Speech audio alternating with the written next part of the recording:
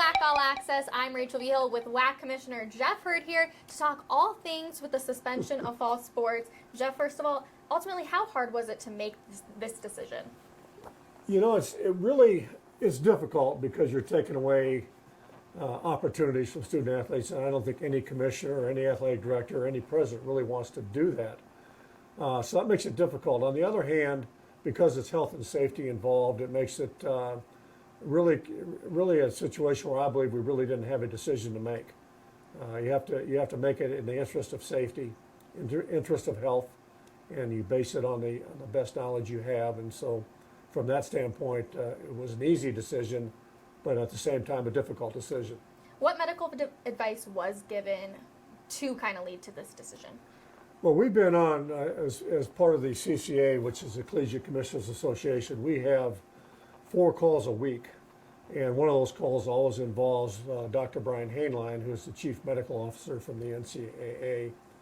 And so we get updates on where they are on testing, where they are relative to where the virus is, what's projected, what's going to happen. And the bottom line was we just felt from the information we had and from our own medical advisory committee that the conference has, that the information we had simply didn't leave a lot of options because there are too many unknowns. And it only takes one bad situation when you have a virus that's running rampant in the country right now. If you're going to make a mistake, you're going to err on the side of caution. And we don't feel like we made a mistake, but at the same time, we have to be overly cautious. You mentioned some of the unknowns. What are a few of those? Well, the unknowns is when a vaccine will be available, if it'll be available within the relatively near future, the extent of the virus and how much further it'll continue to progress. There's different parts of the country that have different reactions to it. In the state of Colorado right now, we're relatively on the downslide from worrying too much about expansion of the virus. But there's other parts of the country and there's other parts in our own conference that are considered hotspots. And so you just don't know how much that's going to progress, how much it's going to develop, and whether or not you're going to be able to do anything about it as we move forward. So you have to base it on what you know today, what's projected, knowing that could always change, but at the same time, you take the information and you simply do what you can. Lots of board meetings over the last couple of weeks and months. Ultimately, how hard was it for the presidents and AD and board members to really make this decision? I think it was very difficult. We actually had 3 different video calls with our board over a 3-week span to talk about this, subject and to decide whether we were going to suspend, cancel, or postpone spring championships. And it took to the 3rd call, which actually ended up being an email vote, but it took to that 3rd time before that decision was finalized. Why suspend and not cancel? I think we want to leave open the possibility of conducting championships in the spring. Cancellation to us, and maybe it's a matter of semantics, but cancellation to us meant no hope for anything in this academic year. We wanted to leave open the possibility of conducting our fall championships in the spring, knowing also that we don't have enough information to make a definitive decision at this time, but we certainly wanted to leave that open to see if it would be feasible or not.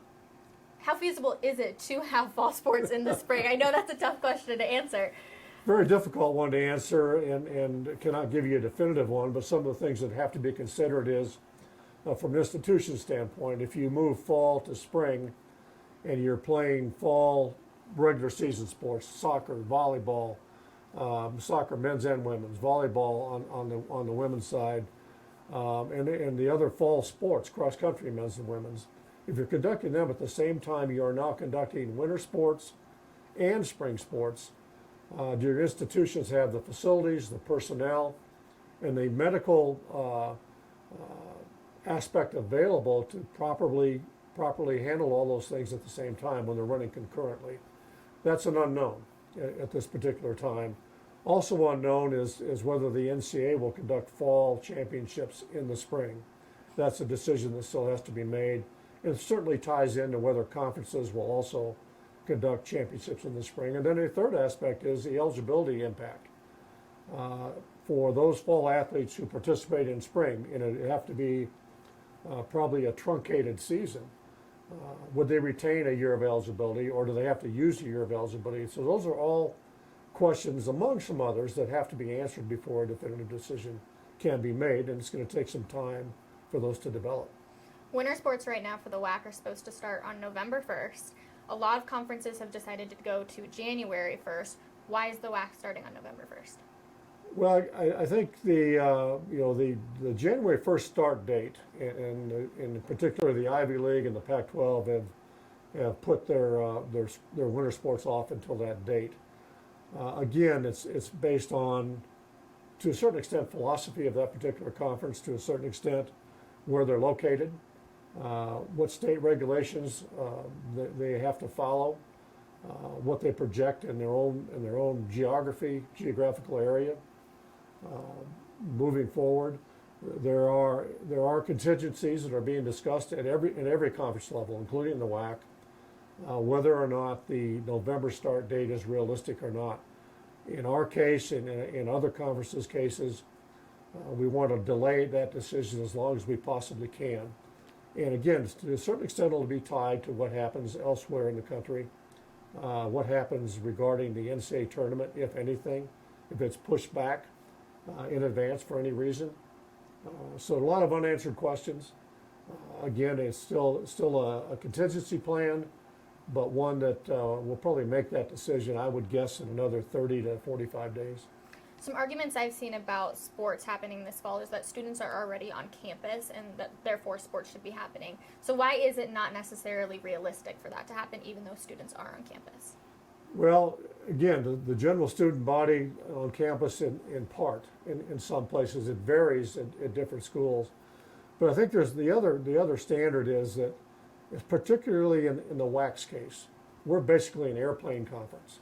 So to conduct regular season competition, for the most part, and there's an exception or two, but for the most part, we're talking about getting on airplanes and traveling fairly lengthy distances, hotel stays, restaurants, that type of thing. So those are some elements that we have to consider that maybe don't have to be considered to the same extent in other conferences. The on-campus environment, that's a separate discussion that university presidents have to decide. They have to determine, are we treating our student athletes, or do we need to have the same environment for our student athletes as we do for regular students? And so those are all questions that have to be resolved, have to be answered, and there's not unfortunately, to use a cliche, can't be all painted with the same brush. It's different in California than it might be in Texas, than it might be in the state of Washington. So again, it takes time to go through all those scenarios.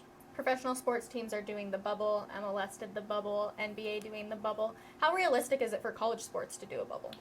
Good question, and one that again hard to answer. I think I don't want to say it's unrealistic, but I think it's difficult. I think the difference between professional sports and collegiate sports is probably obvious, and one of the biggest ones is resources. Professional sports teams have significantly greater resources than do most college conferences, most individual college institutions. So that's one. Secondly, that's the only thing that, take the NBA for an example. That's all they do. They're playing basketball games. They're not worried about whether their athletes are going to class at the same time, what the campus environment is. They have a very controlled environment that they're able to do from primarily because they have the resources to be able to do it. So I think it's much more difficult from a collegiate standpoint. But again, I don't think you rule anything out until you do a full evaluation of that, and that's one of the contingencies that I'm sure the NCAA office, as an office, will look at. Perfect, Jeff. Well, I appreciate your time coming on WAC All Access with us, and hopefully we do have winter sports starting up on November 1st. I appreciate that, and I hope we do too. That'll do it for WAC All Access. Again, WAC Commissioner Jeff Hurd. I'm Rachel Vigil. We'll see everyone later.